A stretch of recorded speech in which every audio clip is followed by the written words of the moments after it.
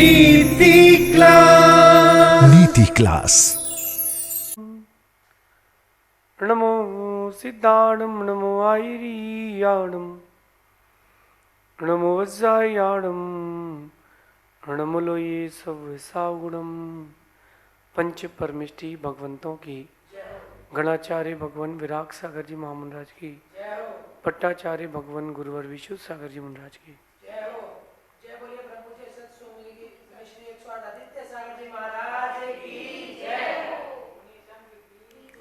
या हम सभी अपने जीवन में सुख और गुणों की अभिवृद्धि के लिए नीति के विषयों का श्रवण कर रहे हैं। नीतिकार हमें सिखाते हैं कि संबंध बनाना और संबंध बना के रखना, ये दोनों अलग अलग कलाएं हैं। कोई चीज़ बाजार से खरीद करके लाना और उसको संभाल के रख पाना, दोनों अलग अलग बातें हैं।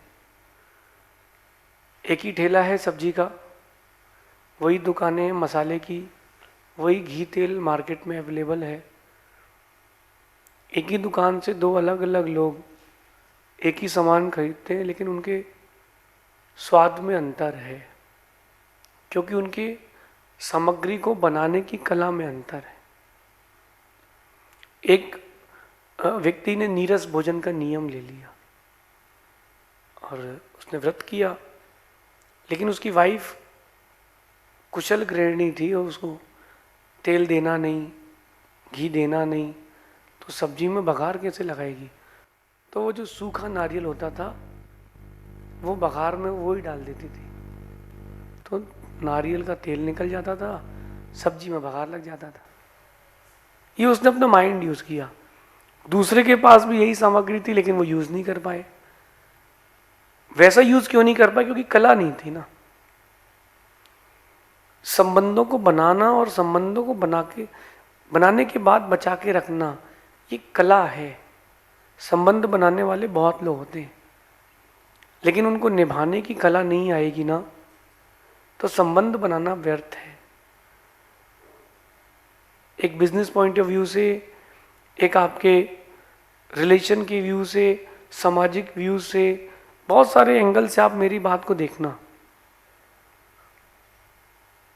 गाड़ी खरीद लेना बहुत सरल है, मेंटेन करना बहुत कठिन है। एक व्यक्ति हाथी खरीदने चला गया, उसको बाजार में हाथी भी मिल गया। हाथी मिलने के बाद उसको पाले कैसे? इतना रोज गन्ने, घी, गुड़, पत्तियां कहाँ से लाएं, कहाँ खिलाएं? उसका तो पेट ही नहीं भरता। उसको नहाने के लिए भी इतना पानी चाहिए जितना मोहल्ले में लगता है। ये बात मैं बहुत सारे एग्जाम्पल्स क्यों दे रहा हूँ कि लोगों का आपके जीवन में आना जाना लगा रहता है। लोगों का आपके जीवन में आना और आपके जीवन से जाना एक नियोग है। ये चल रहा है ना, ये नियोग चलता रहेगा। बट बात यह है कि कोई आपके जीवन में आया है, कोई व्यक्ति आपके जीवन में आया है, आपने उसके साथ उसको ट्रीट कैसे किया है। तो जैसा आपने ट्रीट किया है वैसा भविष्य में आपके साथ वैसा रहेगा। एक माँ बचपन से ही अपने बच्चे को जिद्दी बना के रखती है, तो भविष्य में वो अपने हिसाब से काम करता है। एक माँ अपने बच्चे को बचपन से डांट के रखती है, अनुशासन में रखती है, और बच्चा शांत रहता है। एक ऐसी भी माँ है जो लीनियंट है, तुमको जो करना वो करो, हमको जो करना वो हम करेंगे, तो उस बच्चे का भविष्य कुछ और होता है। चाहे जन्म दो, चाहे किसी से संबंध बनाओ, ये सब एक नियोग है। लेकिन बना के रखना, वो संबंध को मेंटेन करना, ये आपका पुरुषार्थ है, ये आपकी सूझबूझ है, ये आपकी नीति है, आपकी बुद्धि है, आपका व्यवहार है, आपके संस्कार है। पहले एक ज़माना था इसलिए बोल रहा हूँ क्योंकि अब ज़माना बहुत जल्दी फास्ट मूविंग है ना, तो बहुत जल्दी बदल गया है। पहले एक ज़माना था जब शादियाँ होती थी, लोग निभाते थे। पति का व्यवहार खराब हो तो भी निभाते थे, पत्नी का व्यवहार खराब हो तो भी निभाते थे। घर में पैसा खत्म हो गया, पत्नी निभाती थी। एक रोटी स्वयं खा के जी लेती थी, लेकिन किसी के सामने भीख मांगने नहीं जाती थी। अब सिस्टम चेंज हो गया है, तुम्हारा हमारा नहीं जमता, स्विच करो, दूसरा देख लेंगे। बहुत लड़के हैं बाजार में, किसी भी शादी कर लेंगे, वो भी नहीं जमा तो 2-4 साल बाद स्विच कर लेंगे। एक्चुअली मैं पढ़ी लिखी लड़की हूँ, तो मुझे कोई दिक्कत नहीं है। लड़का कहता है कि मैं बहुत पढ़ा लिखा हूँ, तो मेरा तो बिजनेस चल रहा है, मेरी जॉब चल रही है, तो मुझे कोई दिक्कत नहीं है। लोग कहते हैं भैया आप समाज के व्यक्ति हो। नहीं, समाज से कोई लेना देना नहीं हमको, हम तो पैसा कमाते हैं। पहले के लोग यूनिटी से रहते थे, नौकरी कम करते थे, व्यापार करते थे, समाज पर आश्रित रहते थे, तो एक डर था, उस डर के कारण संबंध बने रहते थे।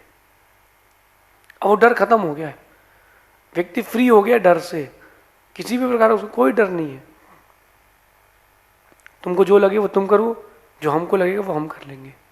नहीं, लोगों का आपके जीवन में आना या चीज़ों का आपके जीवन में आना एक नियोग है। ये चश्मा मैं पहना हूँ, किसी ने मुझे भेंट दिया है, ये मेरा नियोग था।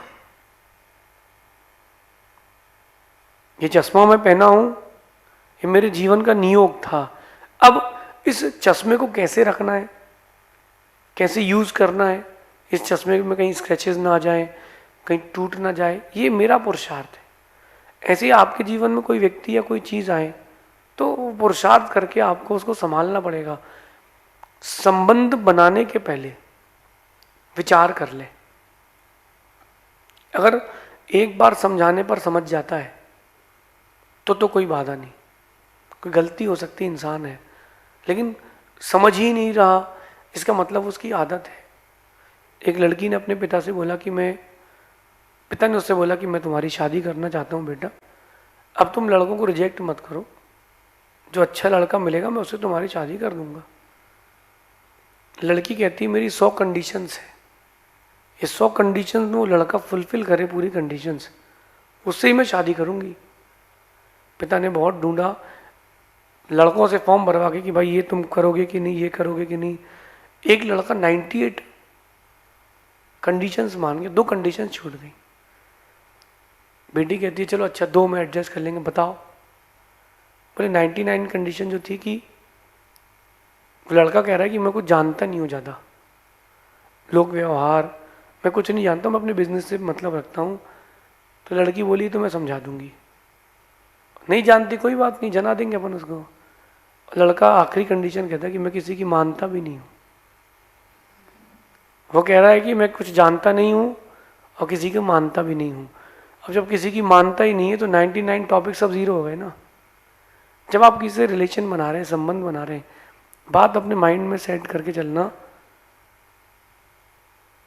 आने के पहले, उसको बुलाने के पहले ये सारी कंडीशन सेट कर लेना कि भाई निभाओगे कि नहीं।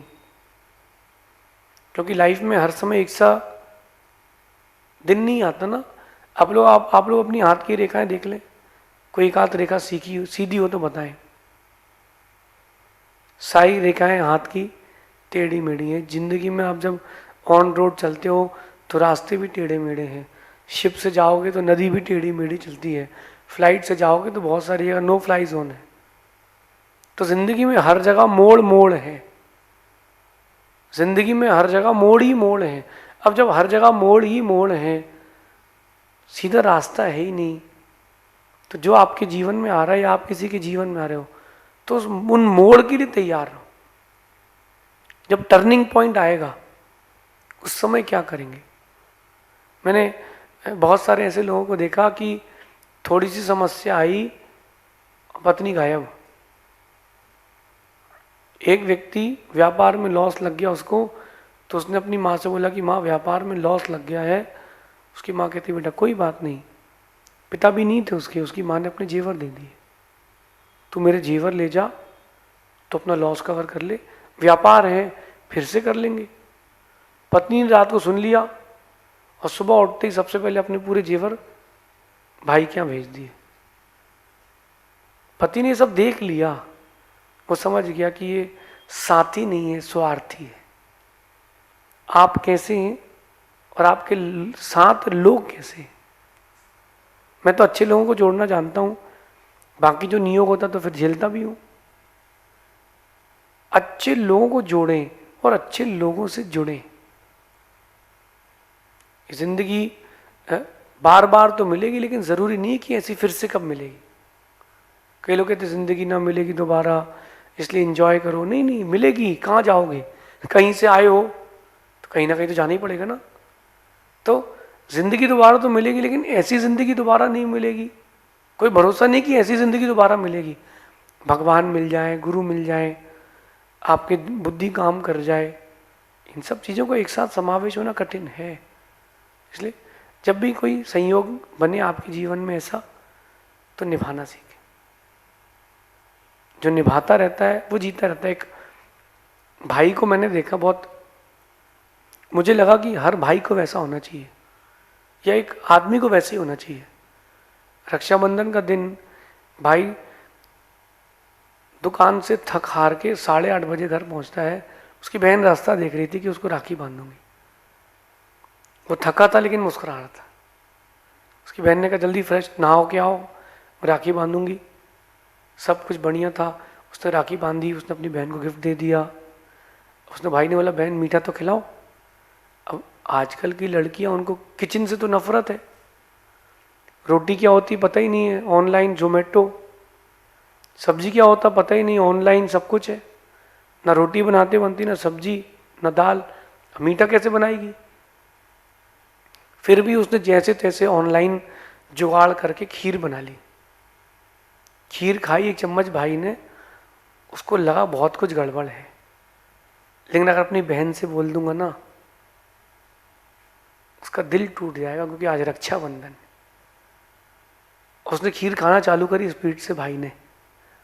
बहन पीछे पीछे घूम रही, बोले 1 चम्मच मैं भी खाऊंगी। नहीं नहीं, बोले मैं ही खाऊंगा पूरी, मेरे लिए बनाई ना, मैं ही खाऊंगा। भाई ये प्रेजेंट कर रहा था कि इससे सुंदर कोई मिठाई नहीं है, तो मैं ही पूरी खाऊंगा। और बहन ये सोच रही थी कि 1 चम्मच मुझे भी तो खिला, कैसी बनी मैं भी तो टेस्ट करूं। बहन ने टेस्ट नहीं करी थी, पूरी खीर भाई ने खा ली। बोले गजब की खीर थी। बोले अब तो भूख भी नहीं लग रही। उसकी बहन ने कहा मैं खाना बना दूं। बोले 2 पराठे खाऊंगा, बना दे। अब बहन ने जब वो एलमिराज खोली तो शक्कर का डिब्बा भरा था, नमक का खाली था। उसकी बहन ने शक्कर की जगह नमक डाल दी थी। लेकिन वो भाई इतना अच्छा था, बहन पूछती इसमें नमक था, इसमें नमक था ही नहीं। शक्कर, थोड़ी शक्कर कम थी, लेकिन नमक नहीं था। वो पूछती है अपनी माँ से, माँ नमक कहाँ है? माँ ने कहा सुबह ही भरा था मैंने। बहन समझ गई। भाई आदमी को रिकॉल तो होता है ना कि हमने क्या किया है। अब आप देखो कि उसने अपनी बहन के सिर्फ दिल रखने के लिए ये नहीं कहा कि तूने क्या खीर खिला दी। ये होता है संबंध निभाने का तरीका। स्वयं फेस किया उसने, चलो कोई बात नहीं, तुम्हारी खुशी में हमारी खुशी है। अगर तुम खुश हो तो हम खुश हैं। ये होती संबंध निभाने की कला कि नियोग है। अगर वो भाई एक बार मुड़ के कह देता कि तुमने क्या बनाया है सुबह से, वो भी तो थका आ रहा था, उसने सारा चीज अपने ऊपर फेस कर ली। जब भाई ने फेस कर लिया, अब आप नेक्स्ट चैप्टर खोलो उसकी लाइफ का, उसकी बहन का अपने भाई के प्रति अब क्या भाव बना, क्या इमेज बनी। और दुनिया की कोई भी परिस्थिति आ जाएगी, उसकी बहन अब उसको ऊंची आवाज में नहीं बोलेगी। क्यों? बोले भाई निभाना जानता है। आप में ये निभाने की कला है कि नहीं? निभाना सीखें। राम को वनवास मिला था, सीता को नहीं मिला था। सीता निभाने के लिए साथ गई थी। राम को वनवास मिला था, लक्ष्मण को नहीं मिला था। लक्ष्मण निभाने के लिए साथ में गए थे। वहीं लंका चले जाओ, विपत्ति रावण पर आई थी, विभीषण ने साथ छोड़ दिया था। नीति अनीति, नैतिक अनैतिकता की बात नहीं कर रहा हूं, साथ निभाने की बात कर रहा हूं। जो निभाना जानते हैं, मेरा कहना है कि उनको ही संबंध बनाना चाहिए। काम नहीं निकला या किसी ने तुमसे थोड़ा ऊंची आवाज में कह दिया, संबंध बदल लो। अरे मैं तो कहता हूं कि अपनों की परीक्षा ही वक्त पर होती है। जो आपका अपना है ना, उससे 1-2 बार ऊंची आवाज में बोल दो, देखो वो रिएक्ट क्या कर रहा है। अगर वो कुछ रिएक्ट नहीं कर रहा, मतलब तुम्हारा है, और वो तुम्हारी गलती गिना दे, इसका मतलब तुम्हारा नहीं है। अभी उस मटके को पकने में वक्त लगेगा। लोगों का जीवन में आना एक नियोग है, मगर उनकी सुखद स्मृति का आपके जीवन में बने रहना यह आपका निजी पुरुषार्थ है। जो आया है वो जाएगा, लेकिन चला गया है, लेकिन आपके अंदर अगर स्मृति है तो भी वो व्यक्ति दूर बैठ के भी आपके पास, वो चीज़ दूर होके भी आपके पास। हर किसी की एक फेवरेट ड्रेस होती है ना, हर किसी की एक फेवरेट डिश होती है। एक मिनट आंख बंद करो, वहां पहुंच जाओगे आप कि मुझे क्या पसंद है, मुझे कौन सी ड्रेस सबसे ज़्यादा पसंद है। वो आपके माइंड में सेट हो जाएगी कि यार ये मुझे सबसे ज़्यादा पसंद है। आप महीने में 5 बार भी पहन सकते हो उसको, बहुत पसंद है, क्योंकि आपके पास उसकी स्मृति है। सुखद स्मृतियां भी रखोगे तो भी आप संबंध बना सकते हो, लेकिन निभाना पड़ेगा। भले ही काल पंचम काल आगे बढ़ रहा हो, लेकिन निभाना पड़ेगा। अगर आज निभा लोगे तो कल का जीवन सुखद हो जाएगा। जितनी जल्दी हो सके इस नीति को अपने जीवन में उतारना और अपने दोस्तों को भी बताना कि देख भाई, ऐसे रिलेशन निभाया जाता है। जैसे आप जीवन जी रहे हो ऐसे नहीं बनाया जाता, ऐसे नहीं निभाया जाता कि थोड़ी प्रॉब्लम आई तो बाद में बात करते हैं। भाई ही भाई से मुख मोड़ लेता है। मैं तो ये कहता हूं कि अच्छे लोगों की स्मृति रखें और बुरे लोगों की विस्मृति करें। जो आपको जानता है, समझता है, उसकी स्मृति रख लो। जिसे तुम्हारे साथ गलत किया उसकी विस्मृति कर दो, भूल जाओ। ओम डिलीटाय नमः। काय को परेशान होना। अगर कोई आपके साथ अच्छा व्यवहार नहीं कर रहा है, कोई बात नहीं, उसके जीवन का ही नियोग है। आपके साथ ऐसा होना था, कोई बात नहीं। तुमको अच्छा लगता है, अच्छी बात है। हम तुम्हारे साथ नहीं रहेंगे, ये अच्छी बात नहीं है। ये एक अपना अपना पुरुषार्थ है। आप लोगों से मैं एक बात पूछता हूँ कि अगर एग्जामिनेशन हॉल में बैठे हो और 100 में से 60 मार्क्स का बनता है, 60 नंबर का बनते ही नहीं, क्वेश्चन टफ हैं, छोड़ के आओगे, कुछ जुगाड़ करोगे? जुगाड़ करेंगे। आगे वाले से, पीछे वाले से पूछेंगे, कुछ तो जुगाड़ करेंगे, हाथ पैर चलाएंगे। और गुस्से में किसी ने पेपर फाड़ दिया तो अरे यार इतने कम नंबर आ रहे हैं, अरे जो आ रहे थे वो भी चले जाएंगे। आपकी लाइफ में जो लिखा है वो होगा, क्यों ना खुशी खुशी उसको स्वीकारें। कुछ चीज़ों के जीवन के निर्णय वक्त पर छोड़ देना चाहिए।